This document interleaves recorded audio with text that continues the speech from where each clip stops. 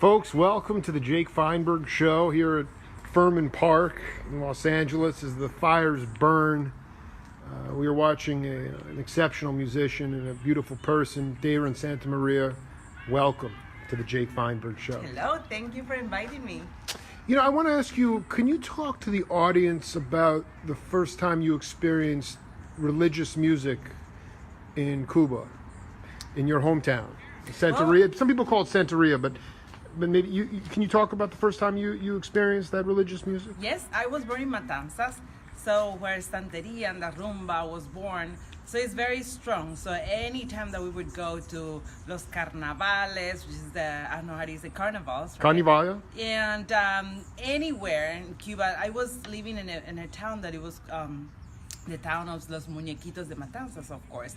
So when they were practicing outside, when they were playing at the cultural centers, I was there and I was experiencing that, and it was amazing, beautiful experience. Are you able to talk a little bit about what you were? Was it chanting? Well, I mean, this is very powerful stuff. Drums. What was drums? What did you say? Like rumba for Cuban music. It's they were playing chanting, but also they were just doing the rumba and guaguancó, and I love all of that. Can you incorporate the violin into that kind of music? Yeah, I think so, because every, the music is just the notes and the rhythm. So the rhythm is always there, always in my heart. The Afro-Cuban rhythm, the African rhythm is just very important to the Cuban music and the Latin music in general. Dayren, the audience actually wants me to stop talking, and they want. Can you play a little more gypsy music? That was so beautiful here. Okay. Go ahead. That's it. Yeah.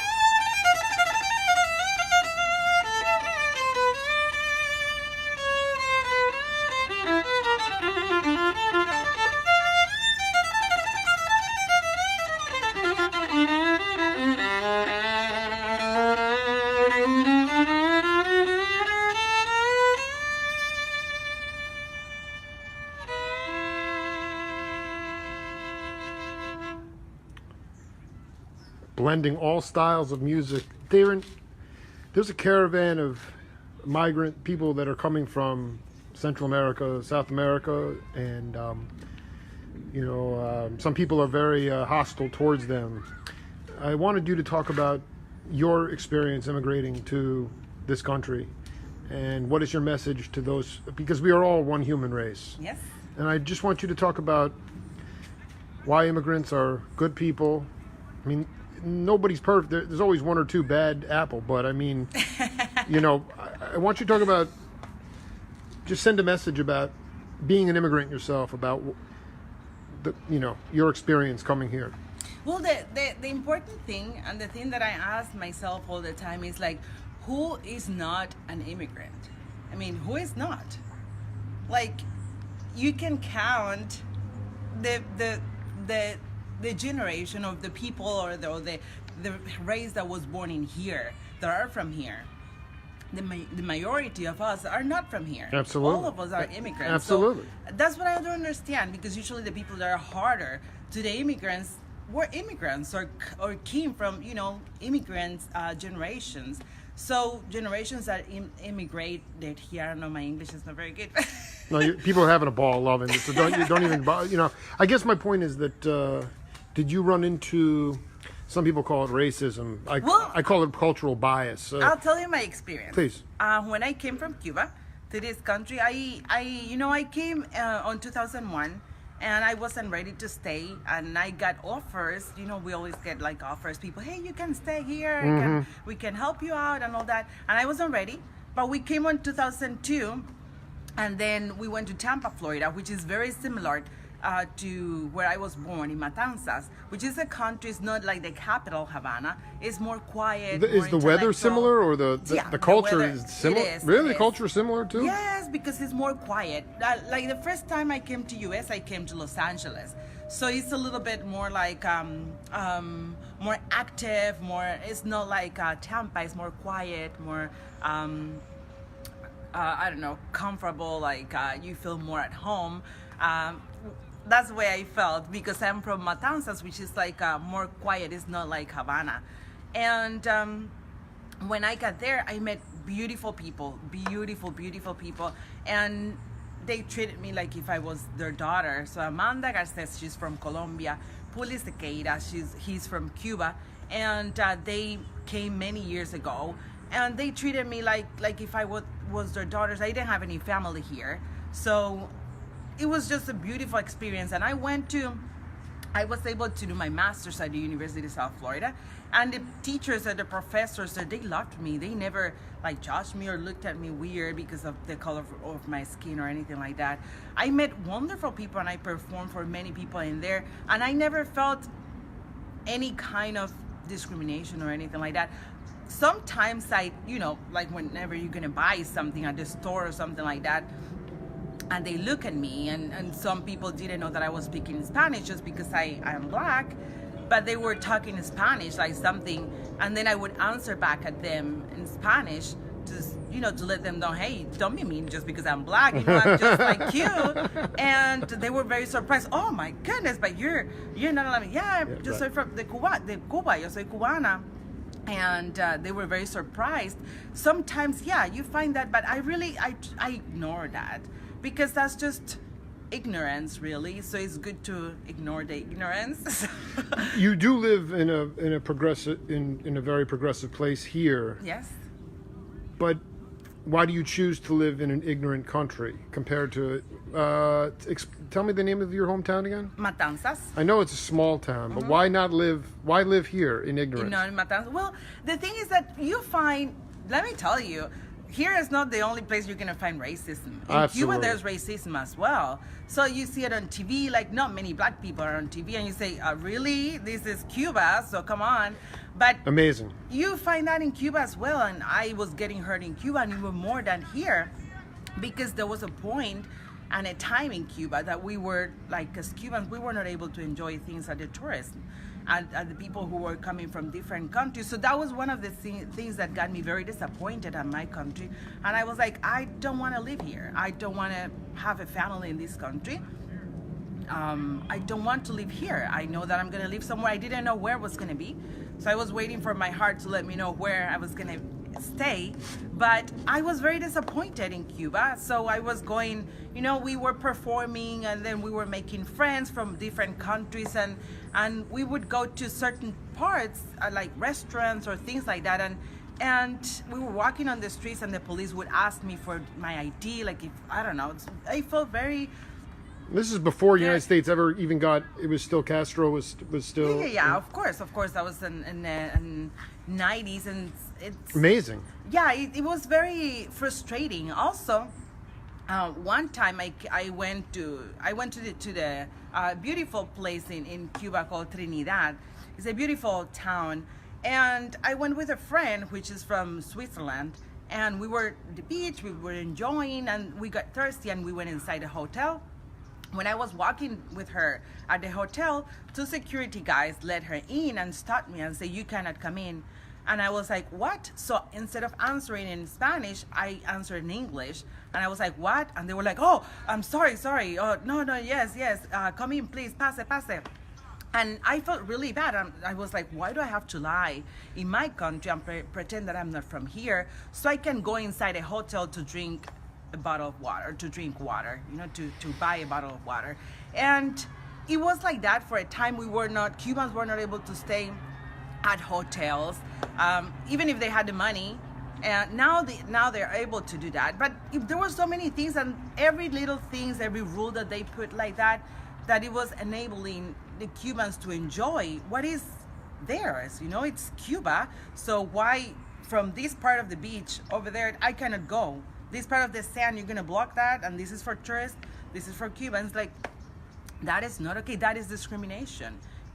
So it made me feel super bad. Also, the limitation of things that we didn't have, the things that you would never imagine, like toothpaste, soap, and things like that are basic. That you need that, things like that we didn't have. And then I was going to a different country, and I was experiencing that was not an issue. Even in the countries that were having more problems, that was not an issue, and we were struggling with those things.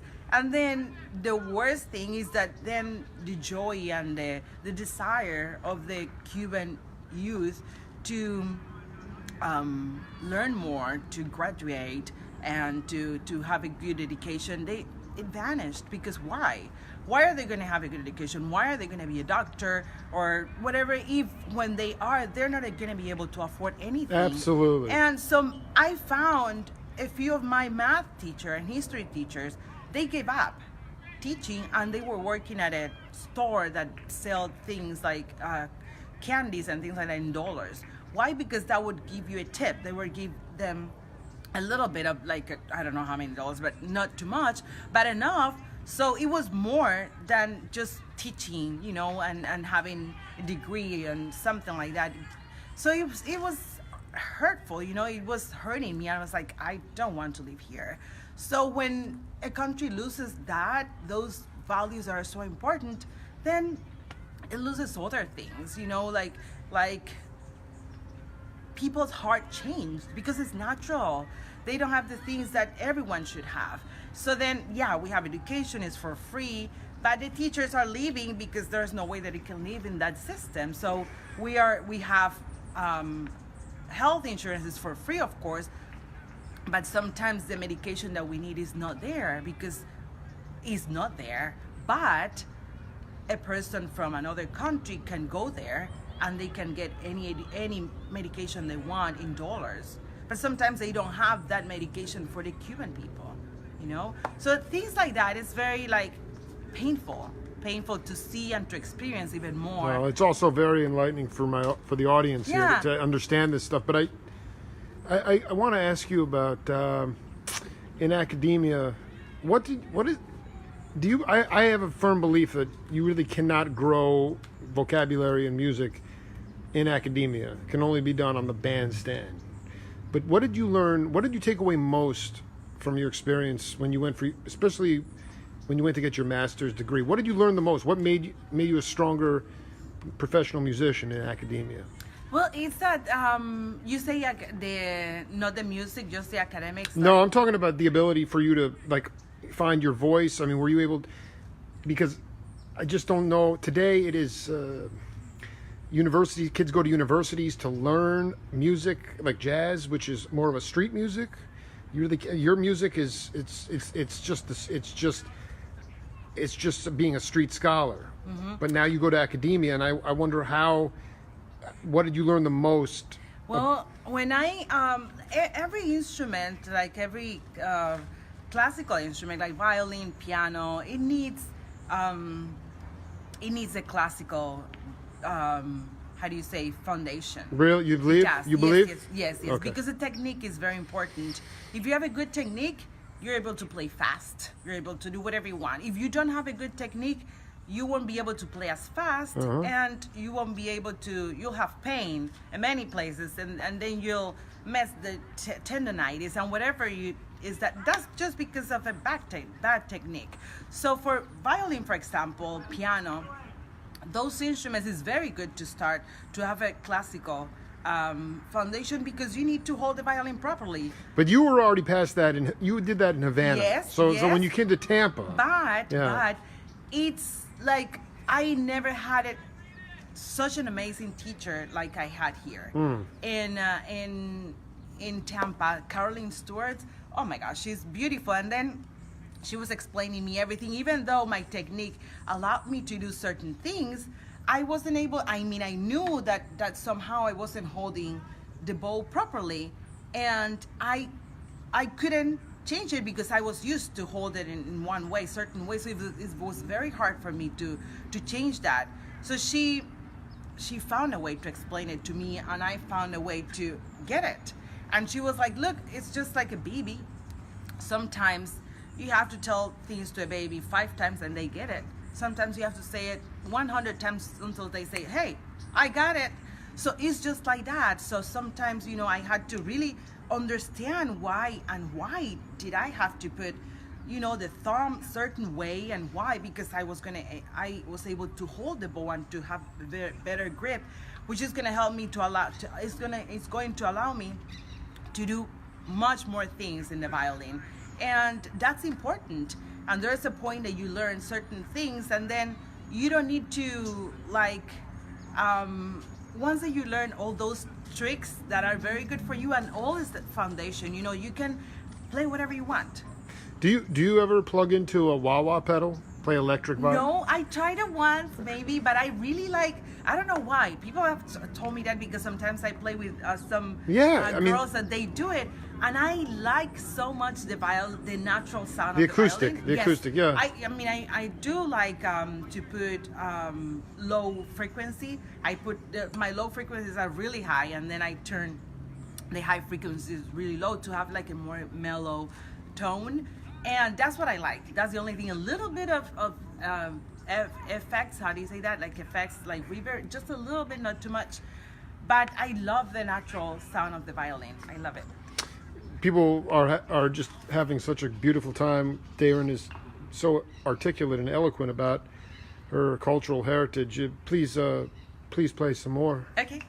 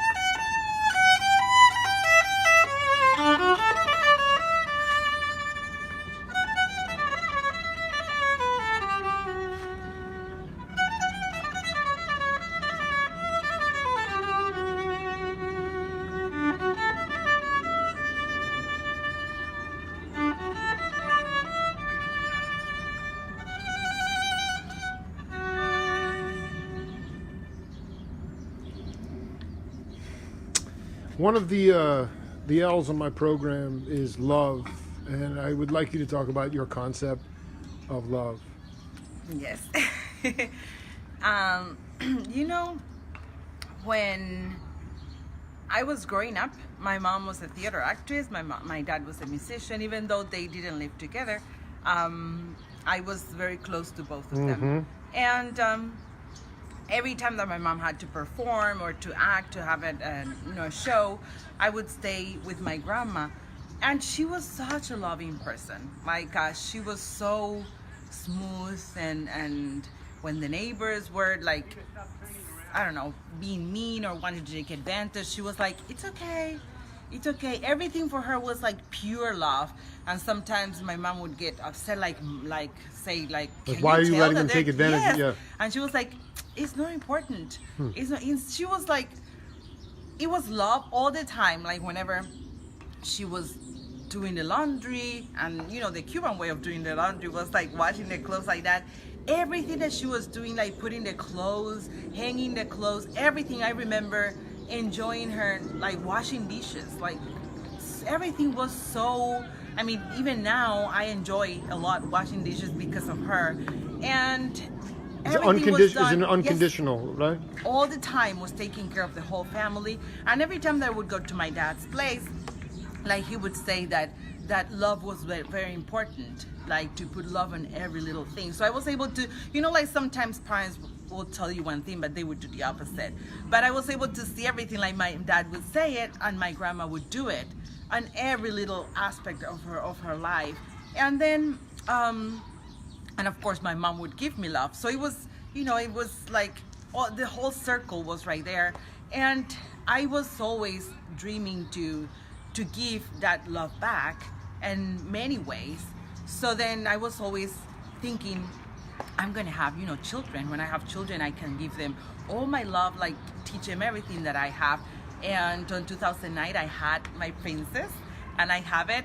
And oh my goodness, that is just pure love right there. Test you a lot though, right? Yes. I mean, I have 2 daughters. And even when I'm upset, I love her so much. And I tell her, I am upset with you right now, and I can yell at you, but I still love you. I can never change that.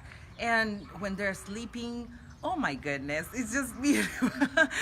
It's so beautiful in so many ways. Like your heart, like goes out of your body like that. It's just amazing. And then I was able to put that love into everything. Before I had my daughter as well, I found what I liked, my passion, like playing the instrument. Sure. And I found it here in this country, because in Cuba, yes, I played in the symphony orchestra, but I didn't find what I really wanted to do with the violin, like express myself with the violin. I was able to do it in this country, maybe because of the nostalgia, nostalgia, is that what you say? Nostalgia. Yeah, nostalgia of not being in your country with your family, and that combination of learning to play, to improvise a little bit, and playing the Cuban music, because in Cuba I didn't improvise and play charanga or anything like that. I played it here, and being able to do my own music that was here in this country. So I am very happy that I'm able to feel that when I play my instrument and I play my music and I do my songs. And it's just pure love what comes out of it. Like there's no, absolutely, yes, there's no thoughts or anything. It's just like loving and enjoying the moment. And it's the same feeling that I have, like when I look at my daughter, when I enjoy happy moments. It's just, well, we're having a really happy moment right now. But let me ask you: have you ever been back to the motherland before? I went once. Can you talk about your experience? It was very fast. It was like it wasn't to play music. No, it was super fast. It was because I just want to say a lot of cats that I interview, when they were growing up, the way black people were portrayed was through Tarzan, like the TV show. Kind of a barbarian, swinging from vine to vine. That was like the picture that people had as related to black people. And a lot of musicians that went back to either Northern Africa or Senegal, when they did go, it was refreshing because they saw all the same people. They saw so many people of the same color, and it was nothing like the caricature of what it was like here. Did you? What was the most surprising? But you mean in Africa? Yeah, it was. I haven't been there. You've never been to Motherland. Never. What? Explain though how much of your passion as a professional musician is dedicated to your ancestors. I would love to go there. You know, I have never been able to. Like, I would love to go in one of those international jazz festivals or something like that to perform there, but I haven't been able to. And but your ancestors came on those ships. Yes, they do. They did, of course, yeah. And it's just very the only thing, like you said, like I have is just the reference of the documentaries and things that they put about the country and movies and things that, you know, sometimes is true, sometimes they just, right, you know, like color a little bit more. It's a huge generalizations of things, yes, you know. Put artificial coloring in there to make it more interesting for the audience.